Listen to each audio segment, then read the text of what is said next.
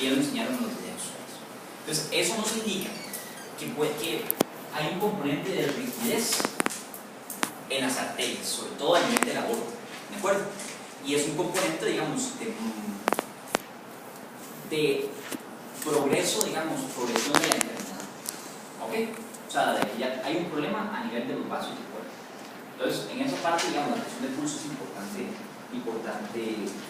conocerlo. Dos conceptos rápidos, así, solamente para terminar eso, que no les pedimos que lo reexamen. Hablando de las coronarias y del cerebro, igualmente entra en el examen, igualmente está en el guide, de acuerdo, el libro que ustedes lo quieran revisar. Ya les dije que la presión arterial media depende, digamos, perdón, la adecuada perfusión de los órganos va a depender de la presión arterial media. Depende de que la ya, ¿verdad?, esté generando una presión constante a nivel de los vasos. Ahora bien, necesitamos ver cómo, o sea, esos órganos lleguen a irrigarse adecuadamente. Vamos a empezar con el cerebro, ¿de acuerdo? Entonces, tenemos una fórmula de presión de perfusión cerebral. ¿Ok? Esta presión de perfusión cerebral es simplemente, o sea, la presión adecuada que necesita este cerebro, ¿de acuerdo?, para poder llegar a irrigarse adecuadamente. Ahora, ya dijimos que uno de los componentes más importantes es la presión arterial media. ¿Ok? O sea, que la IA esté constantemente, o sea, mandándole sangre, digamos, presión de sangre a a un valor determinado. Pero los órganos no pueden aceptar toda esa presión que está generando de acuerdo al organismo, porque pueden llegar a lesionarse. Entonces ellos también, o sea, no tienen, por decirlo, la válvula abierta del tubo de agua todo el tiempo. ¿Ok? Entonces tienen mecanismos, digamos, para que se oponen, digamos, a esa presión adecuada. Este mecanismo va a ser, digamos, otra presión, y es la presión intracraneana, ¿de acuerdo? O sea, la presión propiamente dentro de la cabeza. Yo ya les había mencionado que básicamente todo flujo va a moverse o va a movilizarse acorde a un gradiente de presiones. Entonces, ¿cuáles van a ser ese gradiente de presiones? Va a ser una presión 1, que es la presión arterial media, y una presión 2, que va a ser la presión intracraneana. El adecuado gradiente, digamos, o adecuada diferencia entre esos dos componentes son los que nos van a permitir una adecuada presión de perfusión cerebral. Ahora, ¿qué componentes determinan esta presión intracraneana? ¿Qué hay en el cerebro? Líquidos braquídeos, uno, muy bien. ¿Qué más hay? Perdón, no, ¿qué hay en el cráneo? Eso es la ok, exactamente. Ya sabemos que entonces, en el cráneo, masa cuál. Ok, cerebro hay, muy bien. Y falta algo importante. Ok, estamos, la sangre, excelente. Muy bien. Ok, entonces esos tres componentes tienen una armonía, ¿de acuerdo? Luego se leen la ley de Morpho-Kelly para el examen, ¿de acuerdo? Y esos tres componentes son los que van a determinar la presión dentro del cráneo. Y un adecuado equilibrio entre esta presión arterial media, que ya vimos que está determinada, ¿verdad?, por la presión diastólica y la presión sistólica, y un segundo a la presión, que es la presión intracraneana, que está determinada por el líquido braquídeo, cerebro y sangre, es lo que nos va a permitir que el cerebro se irrigue adecuadamente. Hay situaciones en que el cerebro puede llegar a aumentar su presión intracraneana.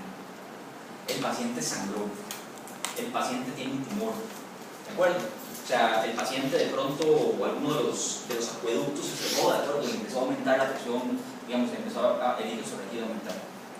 Todo eso lo que va a hacer es aumentar la presión intracraneana. Al paciente le dio lo mal llamado derrame cerebral, término correcto es un evento vascular cerebral, ¿de acuerdo? Y empezó a aumentar ese componente. Si aumenta ese componente, ¿qué pasa con la presión de perfusión cerebral? Aumenta. Que menos. Ah. Si este componente que está después de este menos aumenta, ¿qué pasa con el resultado? Se disminuye, exactamente. ¿Ok? Y entonces, el resto del cerebro que estaba bien empieza a sufrir. Entonces, lo que necesitamos, ¿qué es? Para mantener este producto constante. Ok, bajar eso sería lo ideal. Ok, tratar eso, muy bien. Pero si no podemos, subir la presión. ¿Cuál presión? Hay tres presiones aquí. Arterial media. Aumentar la presión arterial media. ¿Ok? Si aumentamos la presión arterial media, Entonces podemos llegar a mantener la presión relativamente constante esta presión de perfusión. Ok. Ahora, entonces eso es lo que llega a pasar, digamos, cuando viene un paciente, digamos, cuando ustedes vayan a rotar en este interno, cuando son internos, cuando son médicos, llega el paciente, pues, un evento vascular cerebral, ¿de acuerdo? Le dio un infarto cerebral, y le toma la presión y la presión es altísima. Y ustedes dicen, ok, no, ok, hay que bajar la presión. Y le bajamos este componente, ¿de acuerdo? Por supuesto hay un límite, o sea, pero generalmente, o sea, a grandes rasgos no va a superar ese límite. Ahora, entonces, si le bajamos esa presión de un solo bombazo, ya sabemos por qué la presión está elevada, ¿de acuerdo? Puede ser porque el paciente está bien, o sea, hipertenso, puede ser que el paciente esté estresado, puede ser que el paciente, como dicen ellos, acaba de fumar, tomar café, hacer ejercicio, todo lo demás, ¿ok? Pero tiene un componente en donde aumentó la presión intracranial, ¿ok? Y compensatoriamente, secundariamente, fisiológicamente, ¿de acuerdo? La presión arterial media aumentó para favorecer que esta presión de perfusión cerebral no se llegara a modificar, ¿de acuerdo? Y nosotros, o sea, de buenos samaritanos, ¿de acuerdo? Pensamos que estamos muy bien y le bajamos esta presión. Le damos 4 medicamentos para la presión, ¿de acuerdo? Y tal vez uno por la vez, ¿de acuerdo? Y le bajamos la presión a 120 60. O sea, no puede estar mejor. ¿Qué pasa con esta presión de perfusión cerebral? Disminuye, ¿de acuerdo? E incluso la zona de infarto que teníamos podría llegar a aumentar. ¿Ok? Entonces, ¿entienden cómo funciona esta fórmula? Ok. Vamos a ver otra fórmula, la última.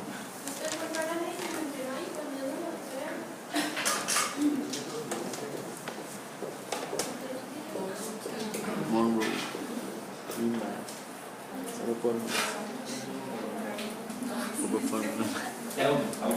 Necesito un mate.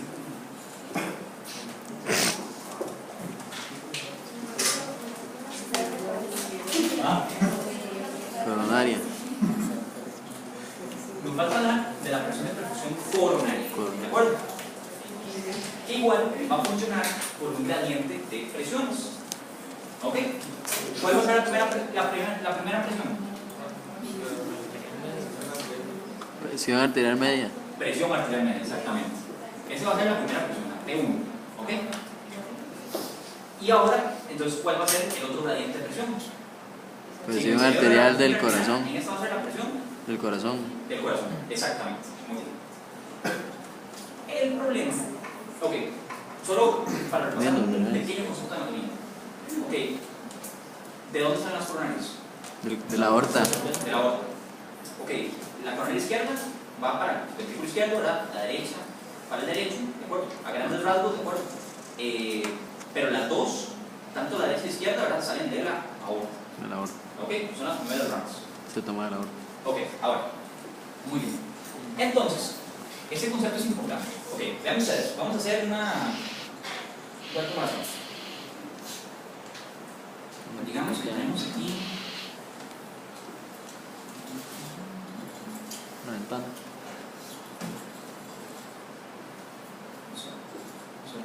Ok, digamos que aquí tenemos el ventrículo izquierdo y aquí tenemos el ventrículo derecho. O sea, no es un dibujo, no es un gráfico, simplemente es una tabla para poner numeritos. ¿Ok? Este valor de aquí arriba va a ser la presión arterial media y este valor de aquí abajo va a ser la presión dentro del corazón. ¿Ok? Bueno, entonces vamos a empezar con el ventrículo izquierdo. ¿Ok? Tenemos dos momentos del ciclo cardíaco. Tenemos la sístole y tenemos la diástole. ¿De acuerdo? El componente de la presión sistólica y el componente de la presión diastólica.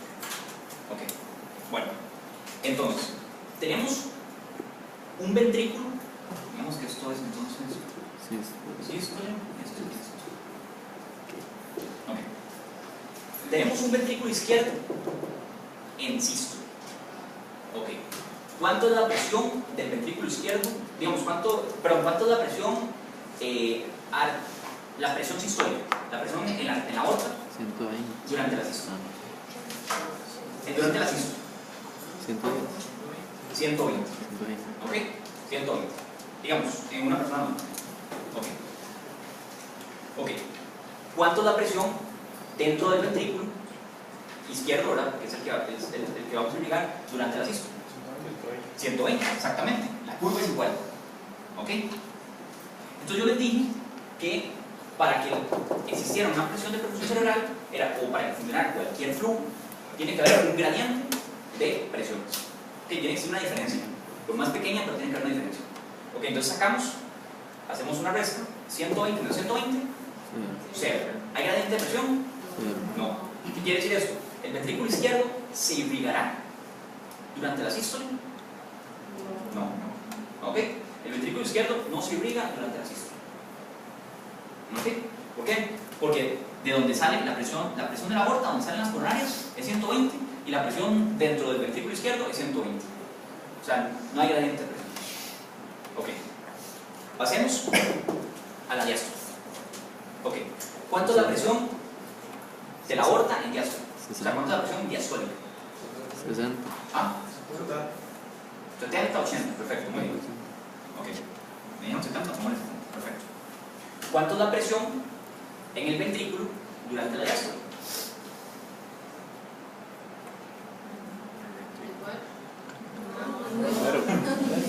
Cero. Ok, no es 0, ¿verdad? Pero es muy cercano a 0. Digamos, pongámosle 0, no importa, pongámosle 10. ¿Ok? 70 menos 10, hay un gradiente. ¿De acuerdo? En este caso, 60. Se perfundirá, o sea, la sangre pasará por las coronarias durante la diástole. Sí. Ok, conclusión, el ventrículo izquierdo se perfunde en diástole. El ventrículo izquierdo se va a perfundir, o sea, le va a llegar sangre para irrigar la pared del miocardio en diástole. En sístole no juega. Ok, la mitad del cuadro. Ventrículo derecho. Ok, hacemos lo mismo. ¿Cuánto